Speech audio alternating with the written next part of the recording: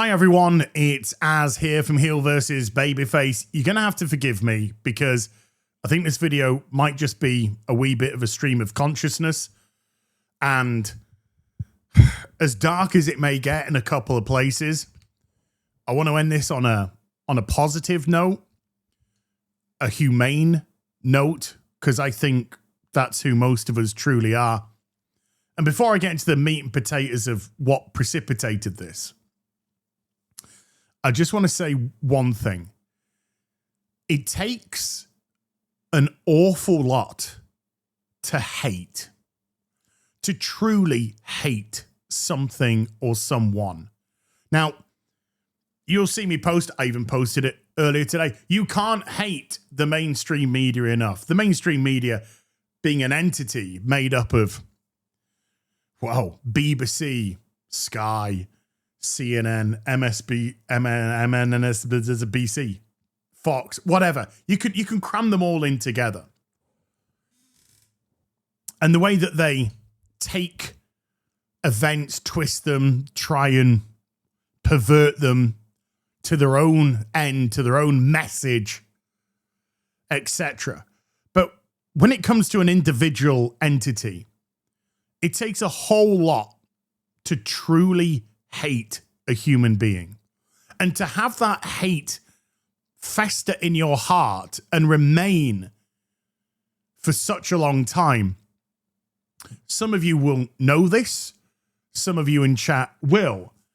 For the 50 years that I've been on planet Earth, I've only really known my father for 6 of them. Relatively between the years of 11 to 17, something like that. And I ended up running away from home. And I ended up running away from home because I was sick and tired of the abuse that I got from him. It was the most innocuous thing, a straw that broke the donkey's back moment that made me just go, I've got to get out of here. And I grabbed a bag and I stuffed some clothes in, and I ran out that front door. And for a lot of years, I hated my father.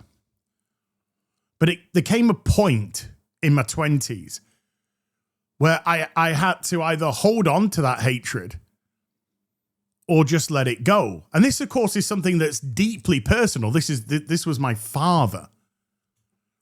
And so I could either process it and move on, or let it keep consuming me.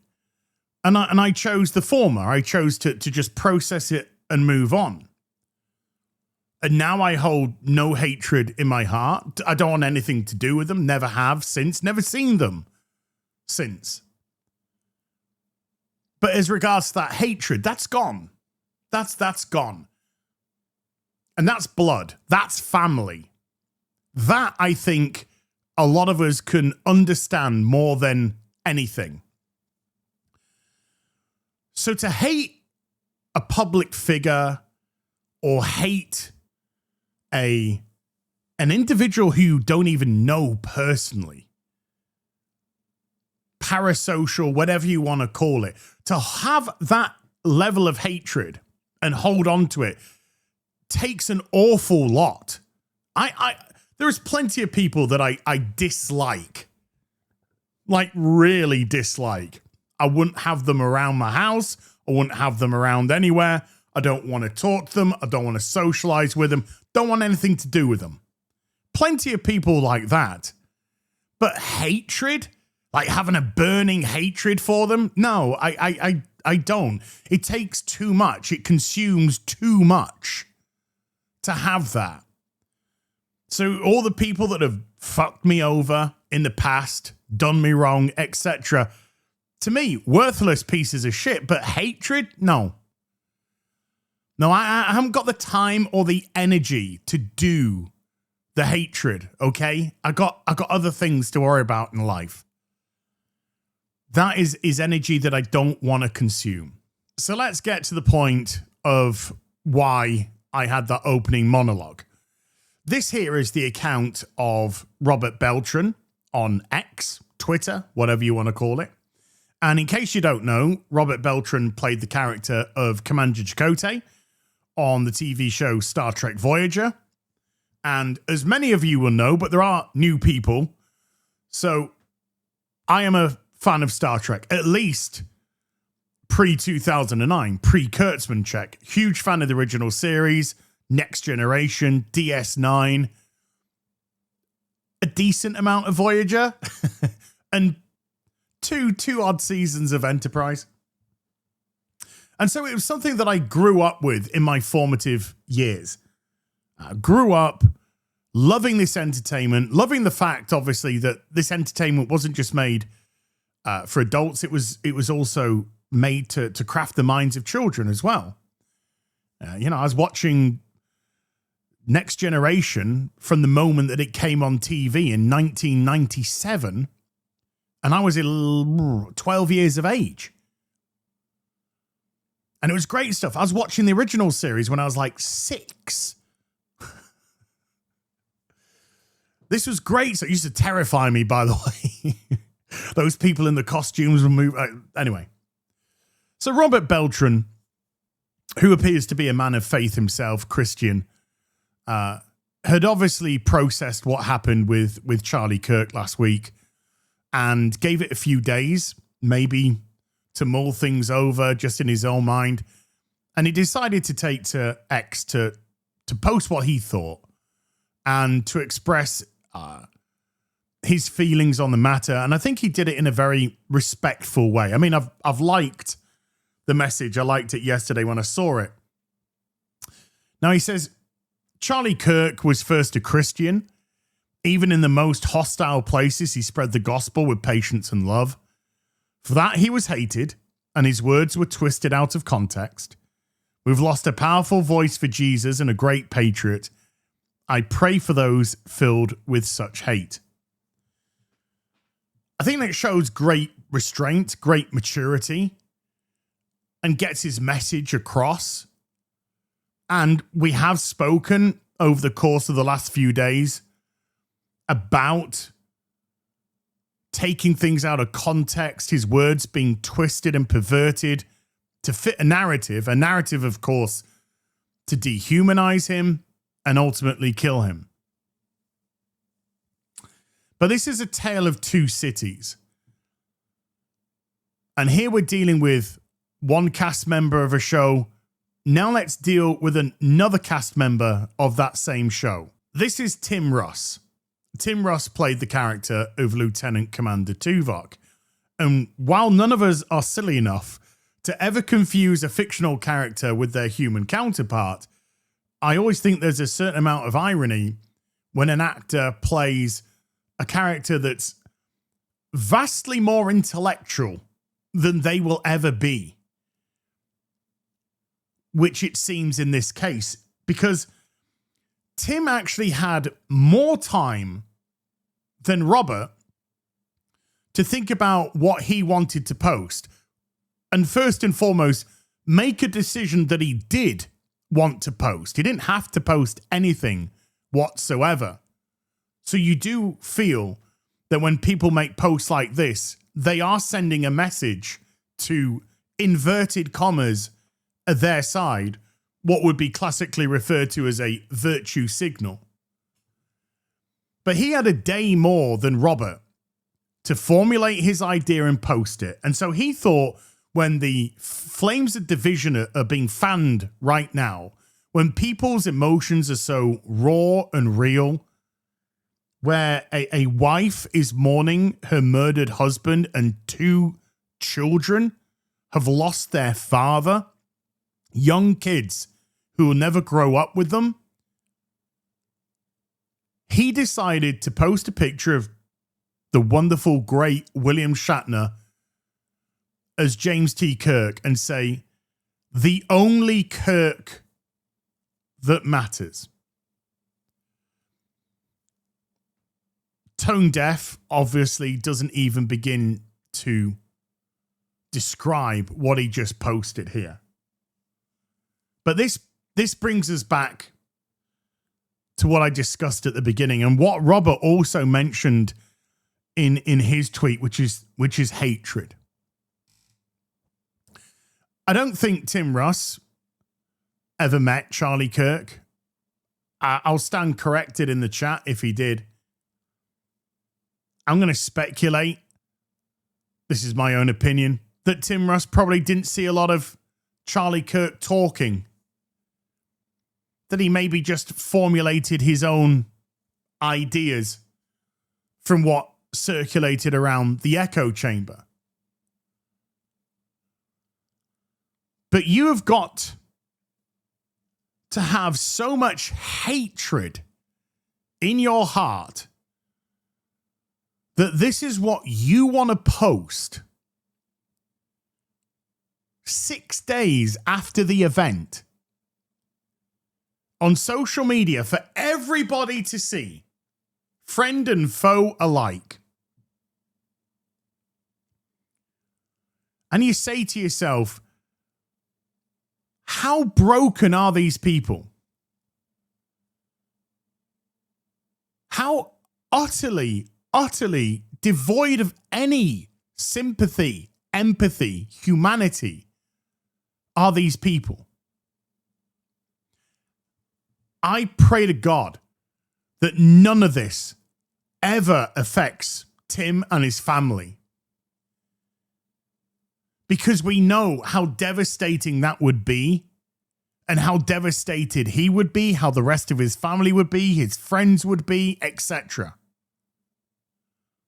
And so where does this hatred come from? Does this hatred come from a narcissistical perspective? Does it come from a point that you're so desperate for social media interaction, clicks, dopamine, notice me, pick me? Does it stem from that? Like I said, my hatred of my father came from very specific events that happened between a family. But outside of that, I can't find the energy, or I can't just find it in me to hate somebody. It's just a waste of time. Dislike, dismiss, absolutely. But to hold on to that hatred, what is wrong with you? You don't even know the man. And Star Trek has been such a huge fandom for so many years. It's a dying fandom. Just like Star Wars is a dying fandom. And Doctor Who is a dying fandom. And a lot of these mainstream generational fandoms, and they're generational because the children are growing up into fathers and mothers, and they're taking their children to the cinema or to the shop to get their child excited about these shows that they used to watch, and they touch those children as well. And then those children are now growing up and they're starting to have their own kids and think of ways that they can share their loves with their family. Generational fandom, that's how it's worked. And that's why things have stood the test of time for so many years. Batman, Superman, Wonder Woman, over 80 years. Star Trek, over nearly 60 years, 59 years. Doctor Who, over 60 years. Star Wars, nearly 50 years, only a couple of years away. And these are all dying. Fandom's going down. Interest is going down dramatically, and dramatically so for Star Trek. Because they've just lost their path, they've lost their way. And the thing about a fandom like Star Trek is that it appealed to everybody. Regardless of your way of life, your color, your creed, your gender, your social economic position, your ethnicity, your sexual orientation. It appealed to everyone because once upon a time, and contrary to what some modern day fucking blue-haired land whale from Portland would tell you, Star Trek was never about social justice. But it was absolutely about social issues. And it would present, invariably, an argument where you decide the morality of it. You decide where you agree, where you don't disagree. And they were the most fun episodes because they were never black and white. And we would see our beloved cast of characters, and some would play the empathetic ones, and some would play the more stern, militaristic, maybe. And not everything was as clear and cut as it might seem. There was nuance. And so when you are able to create such amazing content that has hit such an apex in the 90s with Star Trek. I mean, at one point in the 90s, you'd had the Next Generation show finishing, you had DS9 and Voyager. It was absolutely the pinnacle that it could be. It had hit so many of the normie public. And these TV shows were huge, and the series went on and on. Nowadays, it's a shitty TV show. It's a shitty streaming show. Can't even get on network television. It's a shitty streaming show that nobody gives a fuck about because it's literally a bunch of fucking woke activist twats running around doing what Tim does, alienating people. Fandoms always used to unite all kinds of demographics. And then in recent years, particularly the last decade, when corporation wanted to, how can we squeeze every last red cent? Because they're so blinkered and retarded in their thinking. They think if we appeal to everybody that we, regardless of scale, then everybody will come to us. If we've already captured this demographic, now let's focus on that one because those fucking idiots will just keep on watching anyway. And it doesn't work like that. To capture let's go for the tiny 3% community and alienate the 97% community in the process. And then when it's rejected, we'll call them istsphobe, isms, homophobe, transphobe, blah, blah, fucking blah. And while these generational fandoms stood tall, conventions, discussions could involve everyone. But now if you have a certain political leaning, now, oh no, you're wrong, you're the bad guy, we'll paint you as the bad guy, and that's it. Boom, over.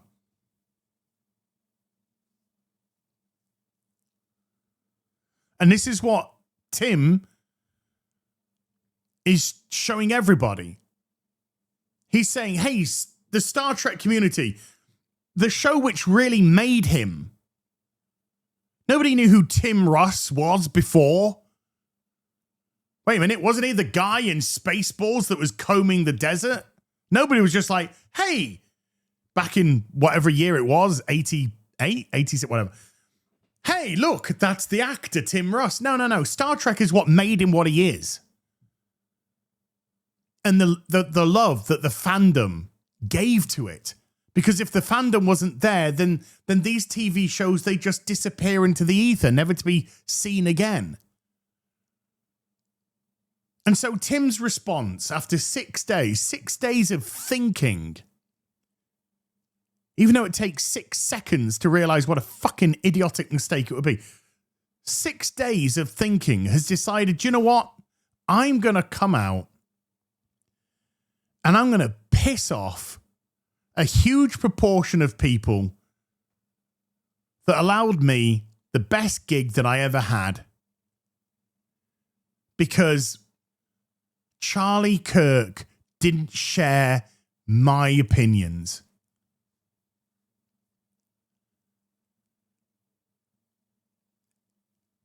And it takes a lot of hatred to do that. And I cannot, in any capacity, relate to that. We'll move away from the black pill. I cannot, on a humanistic level, even begin to comprehend how you can house that, how you can hold on to that, and how you can spew such disgusting hatred in such a raw and vulnerable time for a lot of people. A time of mourning for a lot of people. And I'm not even talking about his family. That is deeply personal to them.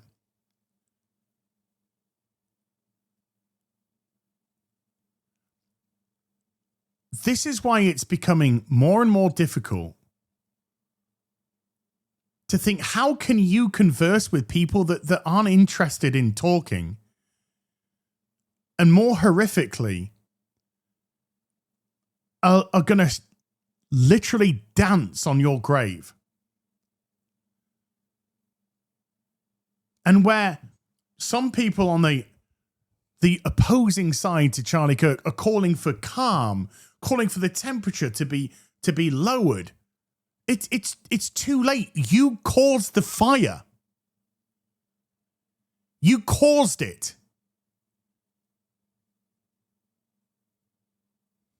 I am so glad that I cannot even begin to understand what hatred somebody like Tim Russ would house. I'm so glad. Because it must be hideous to be him. It must be hideous to inhabit the body of such poison and vile that you would make a conscious decision to post what you post. Particularly in a fandom that has welcomed you with open arms and afforded you the career, the attention that you got yourself. Instead of being grateful, instead of being understanding, instead of thinking from the perspective of how maybe involved in this fandom you are, how the characters that you pretend to play would respond in such a situation. And I'll just say, if a much greater Vulcan character than yours will ever be, Spock, in the words of him, I would say, go to hell. I appreciate you letting me go on here. And I'll see you in the next video. You take care. Bye for now.